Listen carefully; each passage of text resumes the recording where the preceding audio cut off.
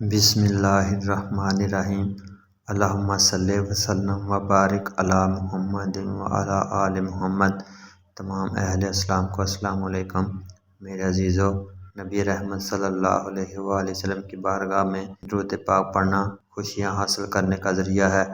حضرت علامہ اراقی رحمۃ اللہ علیہ کا قول مبارک ہے، اے میرے دوست، تو اس ذات پاک پر درود شریف کی کثرت کر جو سارے سرداروں کے سردار ہیں، جو اس عادتوں کی کان ہیں، کیونکہ اس ذات والا صفات پر درود پاک پڑھنا خوشبوؤں کے حاصل کرنے کا ذریعہ ہے اور نفیس ترین رحمتوں کے حاصل کرنے اور ہر نقصان پہنچانے والی چیز سے بچنے کا ذریعہ ہے، اور تیرے لیے ہر درود شریف کے بدلے زمین و آسمان کے مالک کی طرف سے 10 رحمتوں کا نزول اور 10 گناہوں کا مٹانا اور 10 درجوں کے بلند کرنے کا انعام ہے، اور ساتھ ہی فرشتوں کی تیرے لیے رحمت و بخشش کی دعائیں شامل ہیں۔ میرے عزیزو، اتنے بڑے انعامات جب ملے بندہ کیوں نہ خوش ہو؟ تو کوشش کریں نبی رحمت صلی اللہ علیہ وآلہ وسلم کی بارگاہ میں درود پاک پڑھیں، تاکہ اللہ تعالی ہمیں دنیا میں بھی خوشیاں عطا فرمائے اور آخرت میں بھی ہماری خوشیوں میں اضافہ ہو۔